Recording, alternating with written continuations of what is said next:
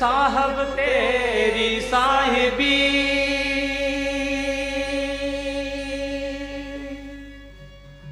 Along the banks of the sacred virgin river Narmada in eastern Madhya Pradesh lie the ruins of the fort from which a brave and independent queen ruled over 200 years ago. This was Ahalya Bai Holkar, daughter-in-law of the then ruler of Indore, Malhar Rao Holkar.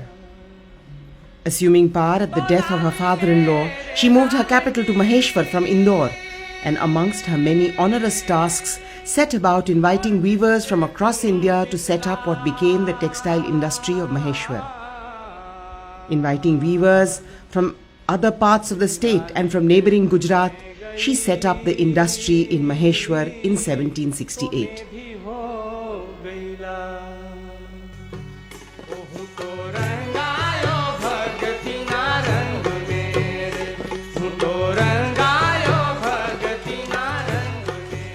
The Maheshwari sari was known for its fine cotton count with variations of self stripes and checks in the body, woven in a plain weave with extra warp patterning for the borders and plain coloured bands of zari for the pallu. Saris woven in Maheshwar became the mainstay of the wardrobes of the neighbouring Maharashtrian women, and no wedding was complete without at least one such sari. Over the last century, the industry faced many ups and downs, but today is stable due to the efforts of the descendants of Ahalya Bai.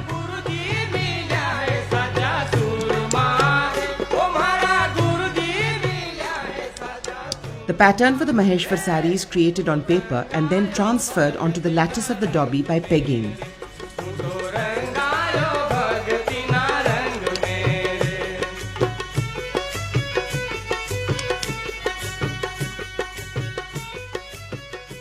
This is then fitted onto the dobby. In Maheshwar, 24, 40 or 60 dobbies are used for the patterning.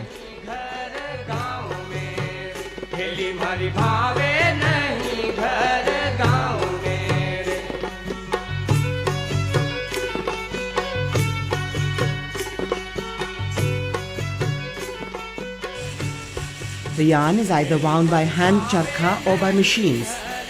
The warping is also mechanized.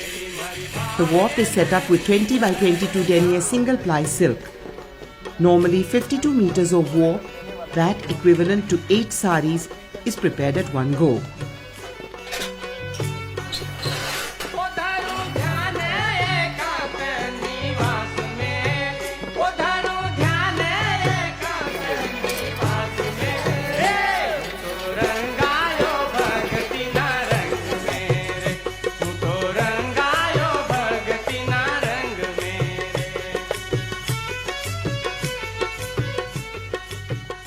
The denting and drafting follow.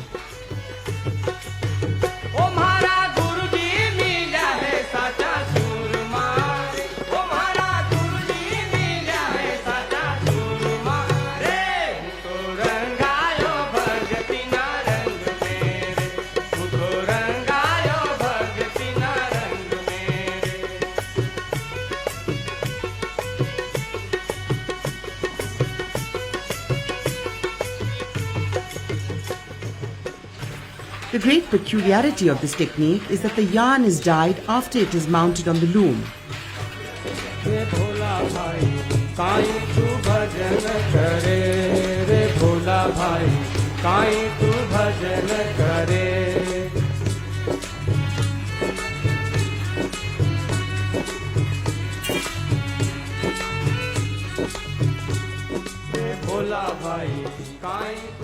Today, chemical dyes give the saris an infinite palette.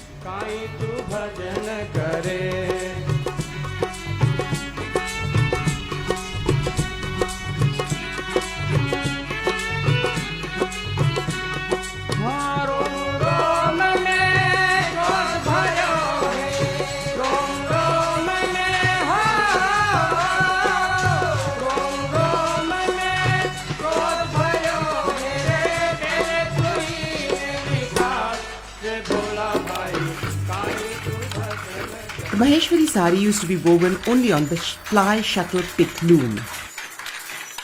Today, in many instances, a dobby attachment is set up to make extra warp designs for the border, replacing the traditional lever system. The dobby not only allows for a wider variety of designs but also makes it possible to correct mistakes made in the course of weaving. Another advantage of the dobby is that it allows for a change in patterns midway.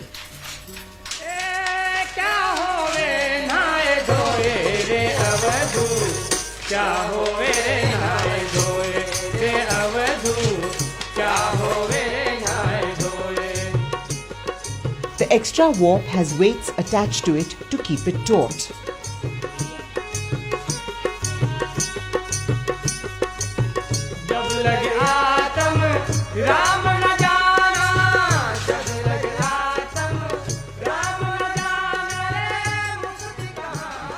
The extra weft for patterning was introduced only in the 90s and is used for weaving small booties motifs.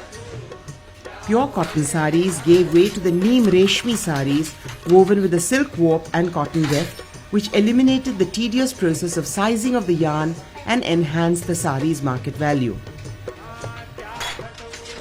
Earlier Maheshwari saris had the familiar Maharashtrian motifs like the Maheshwari bugdi, gom or the chata in the border and different versions of fine checks in the body.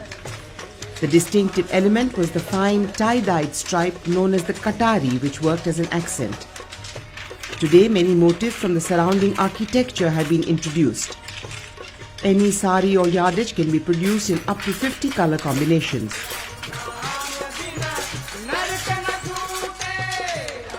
The 1300 looms are still working in Maheshwar, with interventions from designers now produce dress material, stoles, drapes and scarves of many different types and yarn combinations, including the famous light and shadow Dhoop Chhau that makes a Maheshwar fabric so recognizable.